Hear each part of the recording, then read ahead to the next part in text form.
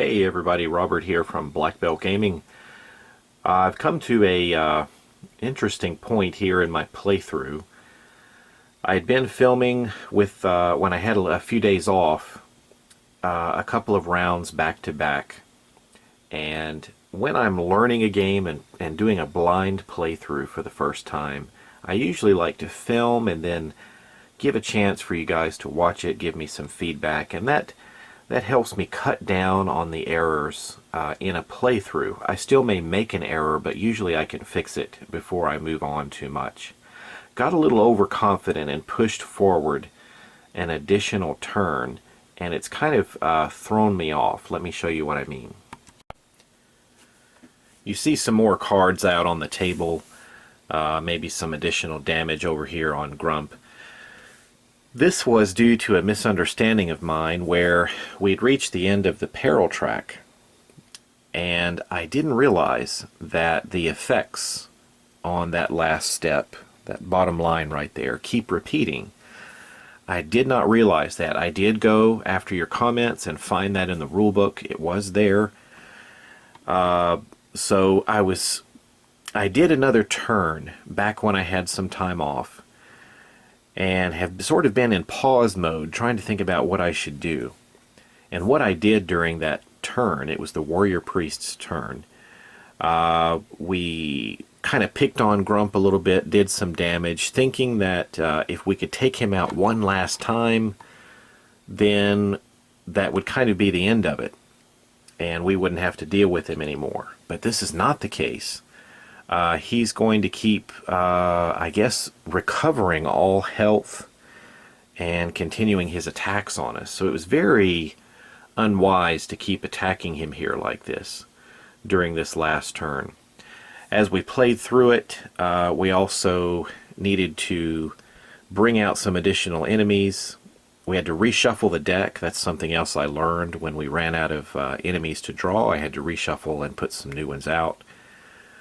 So instead of trying to undo this last turn of the warrior priest, I'm going to let it stand, and I'm just going to push forward, and I'm going to keep the damage that I did on Grump kind of as a penalty. It's going to go away.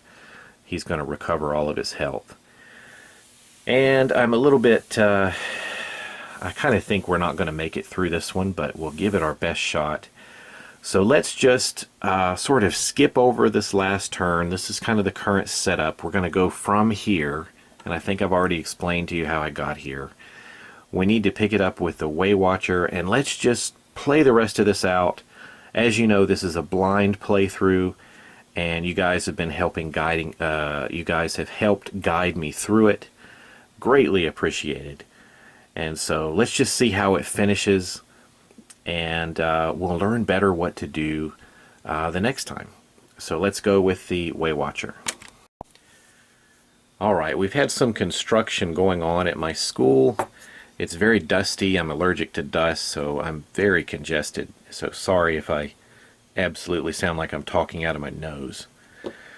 But first player will be the Way Watcher, and let's see, we've got a couple of actions available to us and a couple of tokens here that we can use, and we also have 2 cards that are exhausted. We definitely don't want to spend any more time targeting Grump, and I guess maybe we want to think about exploring as much as we can. But I don't think I have anything for that for the Way Watcher right now.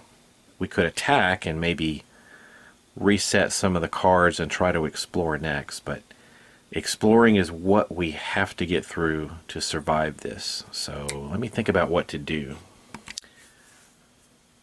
You know, I thought about doing this rest action to try to exhaust this guy and push him away, but as some of you said, I was kind of lulled into a false sense that things were okay and I could rest up a little bit, but I should have kept pushing forward as much as possible.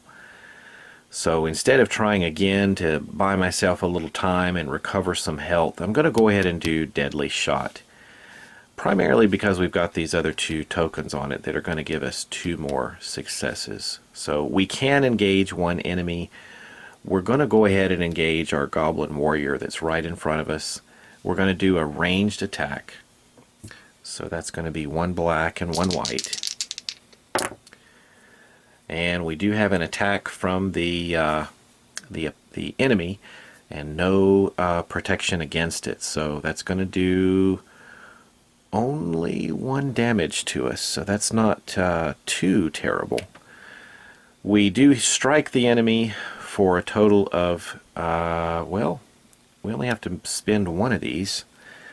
We strike for a total of 2 damage, and that will take out this Goblin Warrior.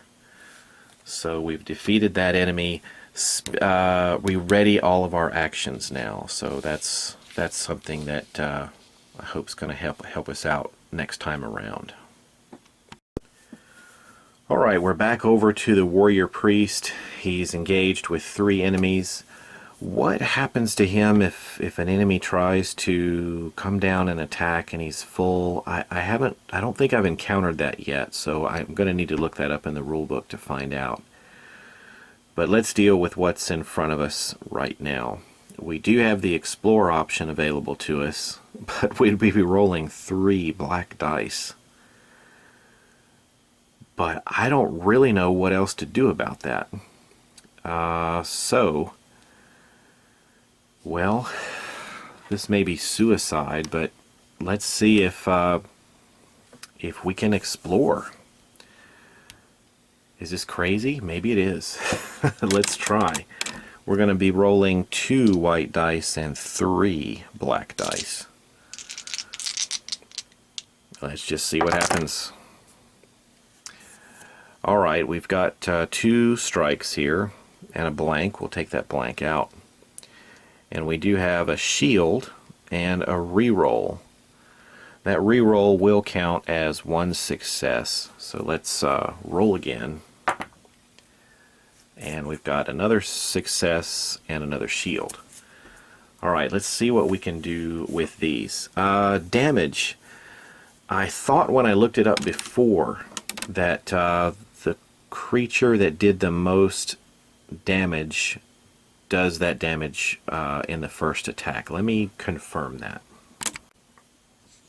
Alright, basically what I see is that priority goes with the higher damage. That's 3. Both of these are 2. So we've got 2 attacks against us. That's a total of 5 damage. We're going to block 2 points of that and suffer 3 damage.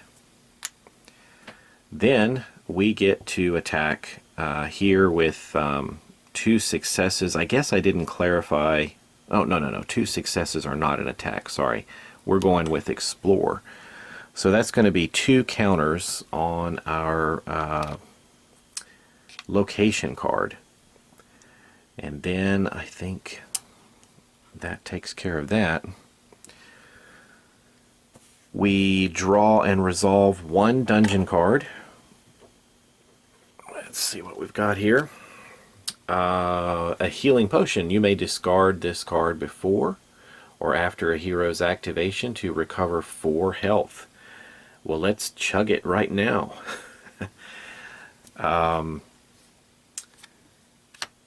We get to choose a hero, and that hero claims 1 success token.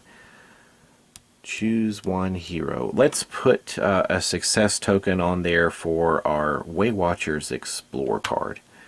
We're going to drink this drink now that it's at the end of the activation and recover 4 health. So that's going to be 6. So we're going to be back down to 2 damage there, like that. Well, that was nice. I'll get rid of the healing potion and we're back over to the Waywatcher. Alright, no enemies currently engaged with us. We've got a full, group of 3 in the shadows. Our cards are ready. Let's explore again. That's what we save these tokens for. So we're going to go with Orion's Hunt. First thing we do is roll 2 white dice. No black dice for the Waywatcher.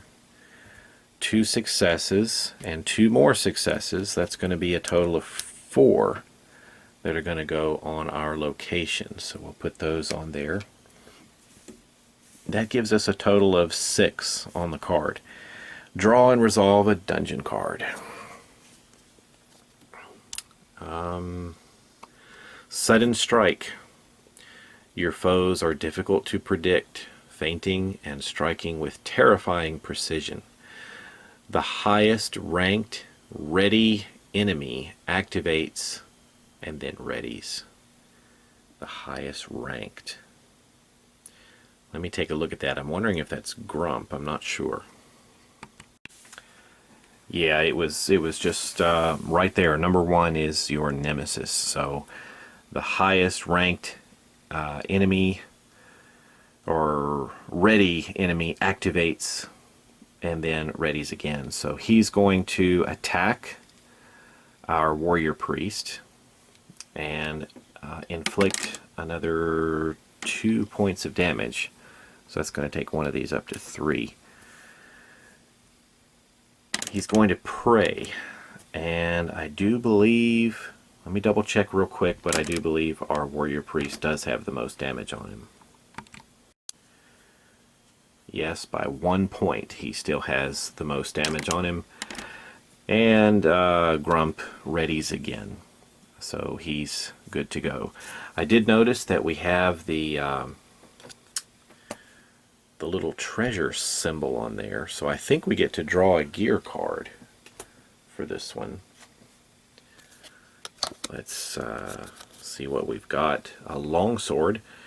Before your attack action, you may target 1 additional enemy. This target must be in your engagement zone.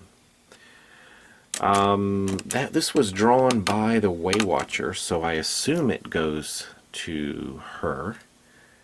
And we'll just put that there, that in addition to that heavy armor, she's also got a longsword. And what else did we need to do? It says we may exhaust 1 non-nemesis enemy in the shadows. Alright, well that'll be just a random enemy up here. We'll just exhaust that one. And I think that resolves the card, so we'll exhaust this one and put it to the side. And then we're back to the warrior priest for his last turn. Alright, warrior priest has battle prayers and righteous fury. Let's see, maybe battle prayers. It's going to ready all of our other cards. What we do first is we may exhaust an enemy in front of us that's engaged with us that's not a nemesis. So let's engage Orc Boy since he does the most damage. So he's exhausted. Let's rest. We're going to roll 1 white. And thank you for reminding me that these exhausted guys don't roll a die. Isn't that correct? So I think I'm only rolling 2 black dice. Thought I was corrected about that before. I did appreciate that. I think I unnecessarily damaged myself earlier. So 2 blacks, 1 whites. Once again, let me know if that's wrong, but if they're exhausted, they don't get a die, right? Oosh. 2 damage. I'm gonna lay those on the Waywatcher. So I'm going to turn one of the Waywatcher's tokens from 1 damage to a 3. So 2 damage to the Waywatcher. 2 heal. 2 recovery here for the warrior priest thanks to the rest action. We choose a hero. That hero becomes empowered.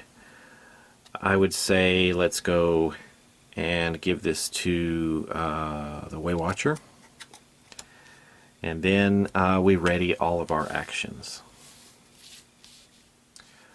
Alright, I think we're heading into the enemy phase. This should be fun. Alright, starting with the first player, we need to I think bring down or activate an enemy in the shadows. So we have nothing here in our zone. This one's exhausted. I guess we have to activate this one. It is a Goblin Warrior, and it says that the Goblin Warrior will inflict damage of 1. So let's put another 1 here. Then it says it will pray, and it will engage the enemy that has the most wounds. Now I'm not sure who has the most wounds. Let me check. Okay. Way Watcher has the most wounds now. So this Goblin Warrior is going to pray and come down into the engagement zone here with the Way Watcher. So let's go over to our Warrior Priest, and we have to activate an enemy here. Might as well be Grump.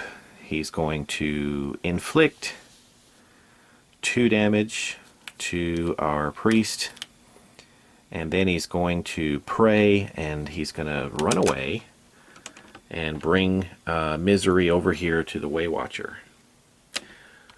So now we're back to the Way Watcher. I think we need to activate another one in the shadows. And we have Orc Boy, and Orc Boy does not inflict damage, he just advances. So he's going to come into the engagement zone and be ready to, I guess, cause all kinds of trouble here. So let's move over to this side again. We have the Goblin Warrior.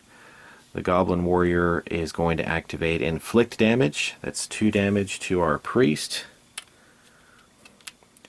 And then he's going to pray. Now we're in a situation. We already have 3 enemies here. We have Odious Grump, the Goblin Warrior, and Orc Boy. So, sorry about the glare. What are we going to do? Well, it's right here, engagement limit. So a hero cannot be engaged with more than 3 enemies, and if that happens, the hero suffers a number of wounds equal to the enemy's attack value, and that enemy is placed face up in the shadows. So this really stinks. This goblin actually wasn't going to do any more damage, but when it prays, it's going to go over here and not be able to engage, so I think it just inflicts 2 more points of damage to the Way Watcher. And then this thing is face up in the shadows. I think that's what happened. Let me know if that's right. And I need to take a look at my heroes and see if they are still alive. Alright, I just made some little piles here. If you see a pile, that's going to total 12 wounds. So thanks to this heavy armor, we're still hanging in there a little bit more. Our heroes are still alive, but the turn isn't over yet. We've finished the enemy activations. That means we need to refresh all these guys. I think even in the shadows, everybody's going to prepare and get ready again. Then we go to the location phase. Let's take a look at that. We have 3, 4, 5, 6 tokens out of 10. At the end of the location phase, spawn one enemy. Spawn one enemy, not in the shadows, but spawn one enemy. And that would go to the first player, which is the Way Watcher. I really hope that that's not true, but that's what it looks like. So I think I need to bring this card out to the table, and when I'm spawning it, I think it goes to the enemy. I'm sorry, the first player. I'm stumbling over my words as I'm thinking. Isn't this right? It's supposed to go and attack the first player, because it doesn't say spawn in the shadows. Alright, so I guess this guy would flip over the giant bats. We're already at our engagement limit, so I think he does a point of damage, which is not good. And then he goes face up in the shadows. And we're still not done. We have to go to the peril phase, and here we are trying to get this right now. We just have to replay the text here. He recovers all damage done to him, and then he activates and readies again. So regardless, he activates and readies. Are you serious? He activates and then readies again. That's nasty. All right. Wow. I see what you guys are talking about. So he recovers all health. He is ready, right? Activates 2 damage to our Waywatcher. That would exhaust him. He then readies. He then activates another 2 damage. And then he readies again. Wow. Let me see how we're doing. You guys were exactly right. Odious Grump was nasty. We've got 12, 13, 14, 15, 16, 17, 18, 19, 20, 21. Plus, we're already filled up over here with the 4 on our heavy armor. What happens? Is this Waywatcher dead? Oh no. So the Waywatcher was just, I guess, shanked by Odious Grump and is defeated and is out for the rest of this quest. At first glance, at the first booklet I'm looking at, I have no idea what happens to her gear and the enemies that are in front of her. I'll try to find that out, but she's defeated. Wow. Well, there's quite the little list of maintenance to do here.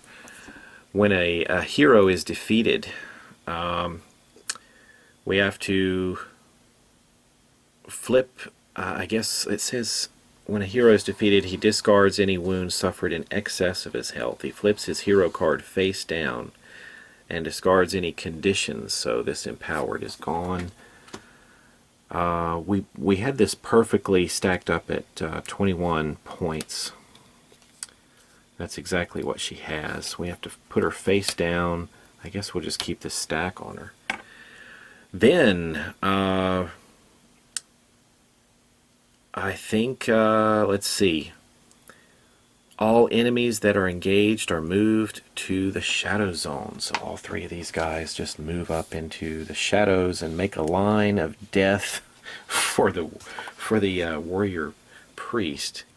Let me see what else we have to do. All right, so let's pass this little torch over to the warrior priest, and I guess we're starting the next turn.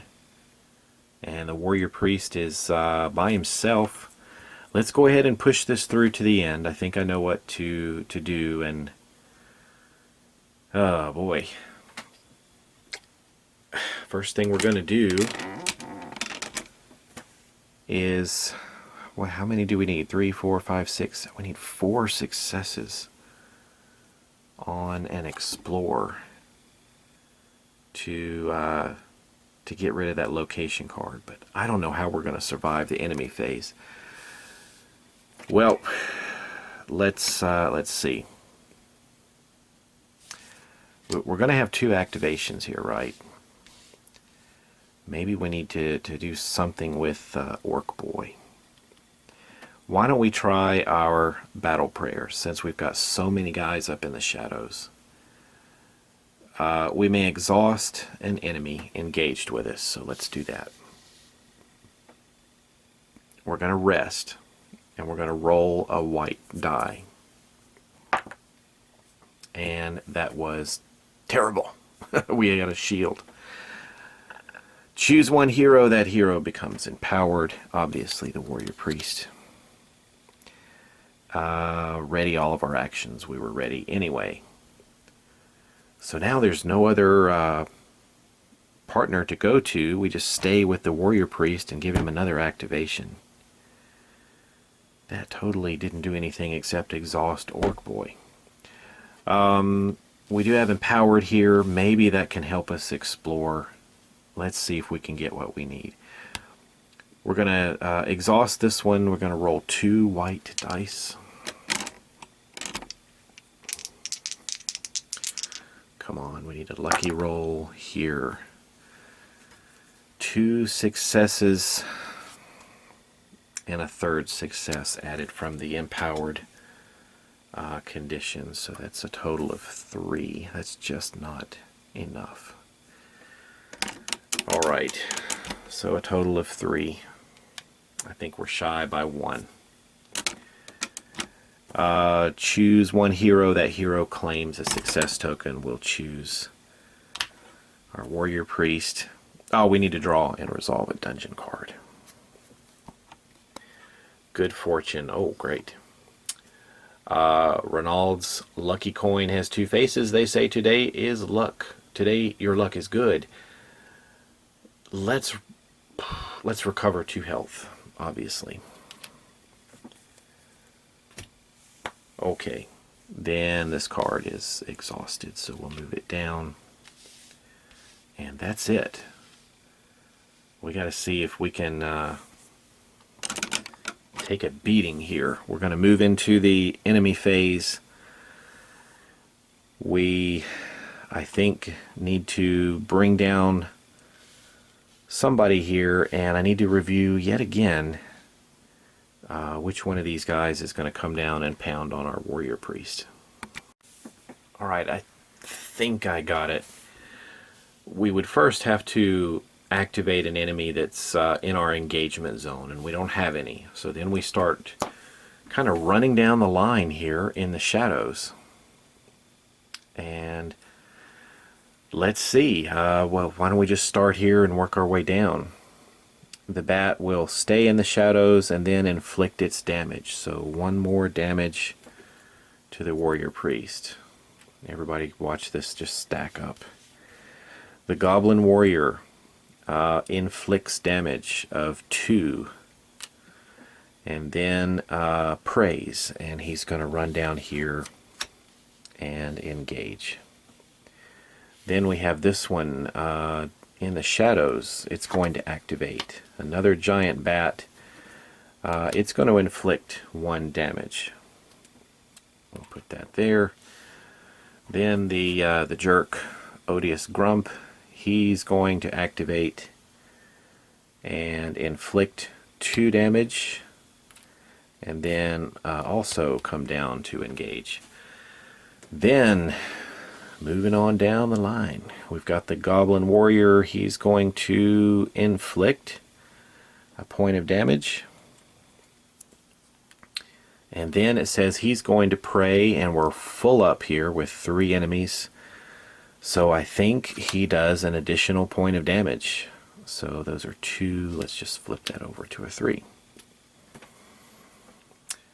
Finally, Orc Boy. He just advances. He cannot advance. We're full. He's going to inflict 2 damage. Did we survive? Let me do a quick count. No, we didn't. We had 12 here. Got another 9. So 12, 13, 14, 15, 16, 17, 18, 19, 20, 21, 22, 23, 24, 25, 26. So we were defeated, I guess, there by Orc Boy. Orc Boy comes and dances on the corpse of the warrior priest. Both heroes defeated. And that brings my playthrough to an end. Well, thanks for watching, everybody, from beginning to end. And really, I appreciate all the helpful tips and bits of advice. I've learned a lot through this playthrough, and needed to keep referring back to the rules every now and then to remind myself of how something worked. I suspect that next time I play, it will be true as well. Even though Orc Boy took me down during the enemy phase, I was still headed for another 4 points of damage from Odious Grump in the peril phase, and I wouldn't have survived that by any means. I just can't think of anything else I could have done that would have kept that off. So, tough start. A loss right away. Anyway, I did enjoy the game. I wish I could have played it through a little faster. I had some breaks in there, and I do apologize for that. But we got through it and got a little bump there at the end with understanding how the peril track worked. But hopefully you can learn from my mistakes, and I do appreciate your advice on getting it corrected. And we didn't make it. So thanks for watching, everybody. I hope you'll catch me again soon for some more gaming fun, and we'll definitely play this again sometime. Take care, everybody.